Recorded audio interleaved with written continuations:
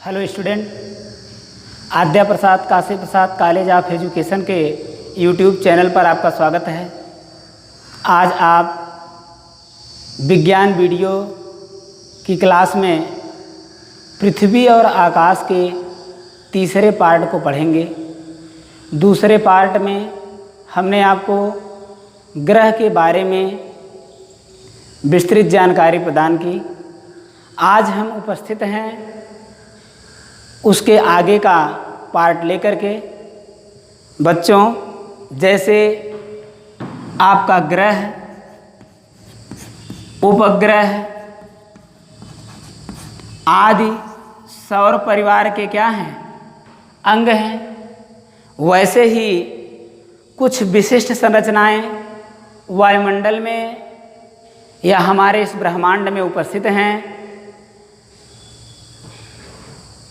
जो सौर परिवार के ही अंग माने जाते हैं। जैसे उल्का, उल्कापिंड,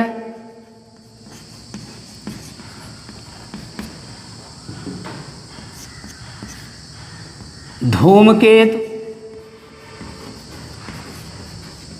क्षुद्र ग्रह, क्षुद्र ग्रह आदि ऐसे पिंड हैं, ऐसी संरचनाएं इस हमारे ब्रह्मांड में उपस्थित हैं जिन्हें हम सौर परिवार का अंग कह सकते हैं। आइए उससे पहले थोड़ी सी जानकारी हम अपने सौर परिवार के बारे में और आपको बता देते हैं कि आप लोगों ने सौर परिवार के ग्रहों के बारे में पढ़ा। आकाश गंगा, आकाश गंगा एक चीज़ आता है, आकाश गंगा यानी कि गैलेक्सी। आकाश गंगा है क्या, आपके मन में विचार आता होगा बच्चों। तो आकाश गंगा करोड़ों तारों का समूह होता है। हमारा सौर परिवार भी इसी का अंग है। जैसे हमारे ग्रह उपग्रह सूर्य का चक्कर लगाते हैं, वैसे ही आकाश गंगा भी 20 करोड़ वर्ष में क्या करती है, एक चक्कर पूरा करती है। हमारा सूर्य भी आकाश गंगाओं का चक्कर लगाता रहता है और एक चक्कर 12 मील प्रति सेकंड, 12 मील प्रति सेकंड की चाल से आकाश गंगा का चक्कर लगाता है। आकाश गंगा की खोज गैलीलियो ने किया है। किसने किया है? गैलीलियो ने आकाश गंगाओं को देखा था। हमारे इस ब्रह्मांड में कई आकाश गंगा हैं।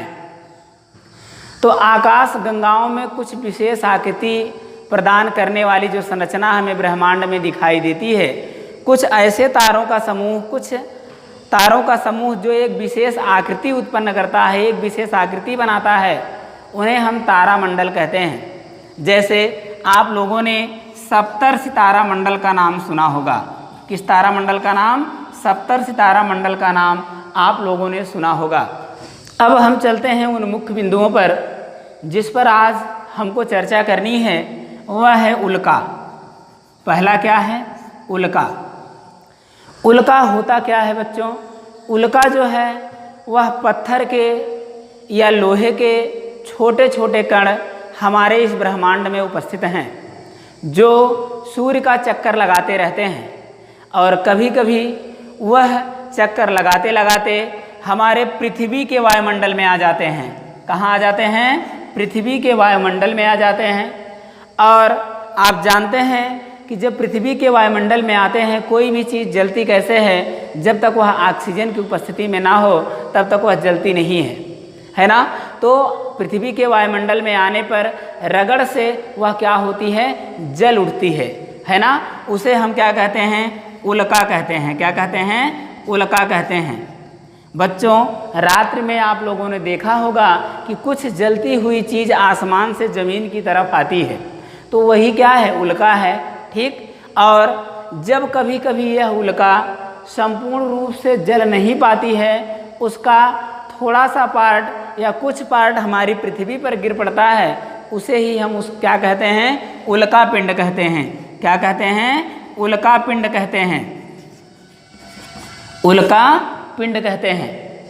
अब चर्चा करते हैं क्षुद्र ग्रह की। किसकी? क्षुद्र ग्रह। क्षुद्र ग्रह है जिसे हम ग्रहिका भी कहते हैं। क्या कहते हैं? ग्रहिका भी कहते हैं। क्षुद्र ग्रह या ग्रहिका भी कहते हैं। क्षुद्र ग्रह व ग्रहिका है क्या? सैकड़ों पाषाण खंड अपनी अपनी कक्षाओं में मंगल और बृहस्पति, मंगल और बृहस्पति, मंगल ग्रह और बृहस्पति ग्रह के बीच सैकड़ों पाषाण खंड अपनी अपनी कक्षाओं में चक्कर लगाते हैं। उन्हें हम क्षुद्र ग्रह या ग्रहिका कहते हैं।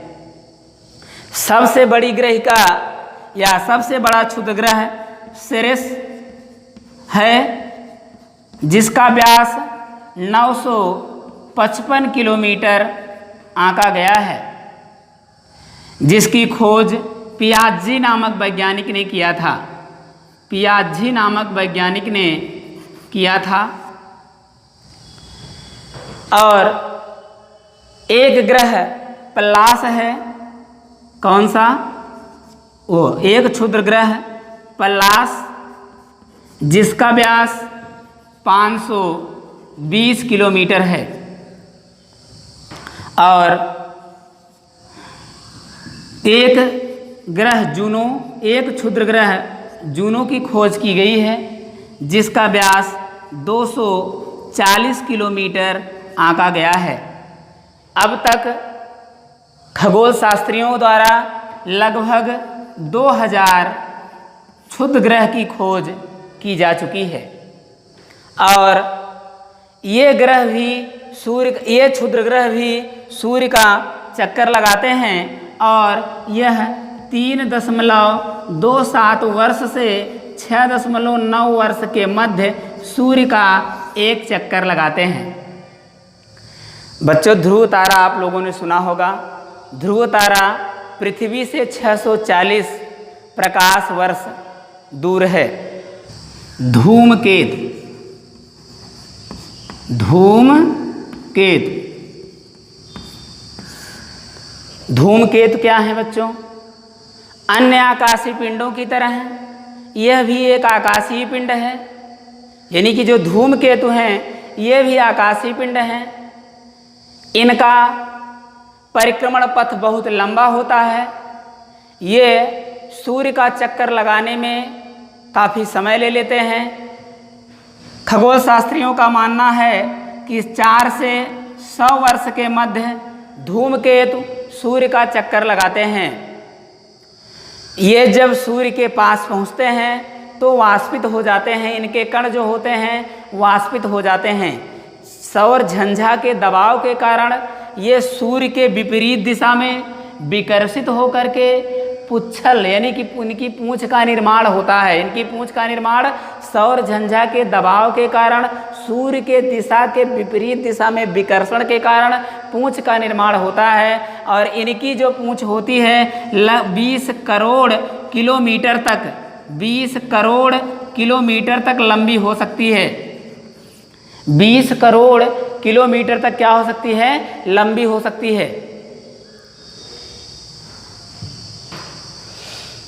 हैली नामक धूमकेतु, कौन सा?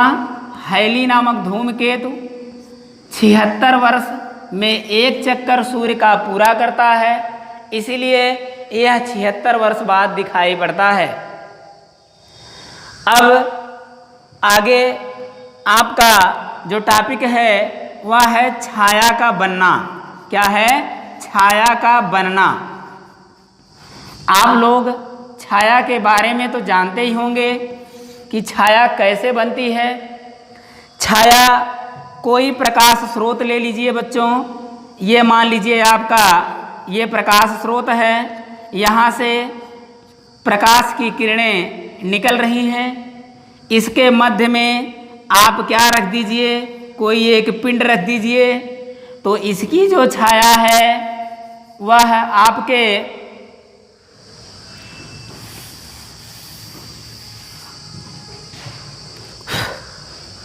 इसकी जो छाया है आपकी यह यहाँ पर प्रदर्शित होगी। तो यही क्या है आपका छाया का बनना, इसका जो प्रतिबिंब है वही क्या है छाया का बनना है। छाया के बनने के कारण हमारे ब्रह्मांड में चंद्र ग्रहण और सूर्य ग्रहण, चंद्र ग्रहण और सूर्य ग्रहण जैसी घटनाएं होती हैं। चंद्र ग्रहण और सूर्य ग्रहण जैसी घटनाएं होती हैं। चंद्र ग्रहण क्या है आप जानते ही होंगे, लेकिन फिर भी हम आपको बता देते हैं कि चंद्र ग्रहण क्या है।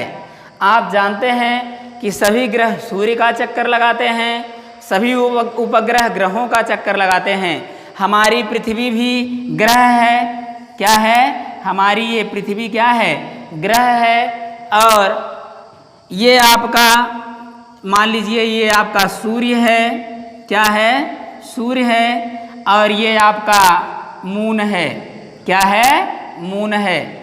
जब कभी परिक्रमण करते हुए सूर्य और चंद्रमा के मध्य पृथ्वी आ जाती है, सूर्य और चंद्रमा के मध्य पृथ्वी आ जाती है, तो सूर्य का प्रकाश पृथ्वी पर चंद्रमा पर नहीं पड़ता है। आप जानते हैं कि चंद्रमा सूर्य के प्रकाश से प्रकाशमान है। तो सूर्य का प्रकाश जब चंद्रमा पर नहीं पड़ता है तो वहाँ छाया बन जाती है। इसी को हम कहते हैं चंद्र ग्रहण। चंद्र ग्रहण आपका पूर्णिमा के दिन लगता है। चंद्र ग्रहण जब भी लगेगा वह पूर्णिमा के दिन लगेगा। अब आगे चर्चा करते हैं सूर्य ग्रहण की। सूर्य ग्रहण वही स्थिति सेम की ग्रह सूर्य का चक्कर उपग्रह ग्रहों का चक्कर लगाते रहते हैं। तो कभी कभी सूर्य और पृथ्वी के बीच, सूर्य और पृथ्वी के बीच क्या आ जाता है चंद्रमा आ जाता है।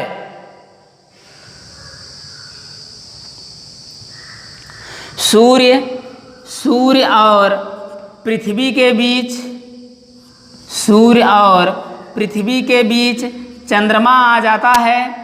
तो सूर्य का पूरा प्रकाश पृथ्वी पर नहीं पड़ता है, उसका कुछ भाग दिखाई नहीं देता है या संपूर्ण भाग दिखाई नहीं देता है।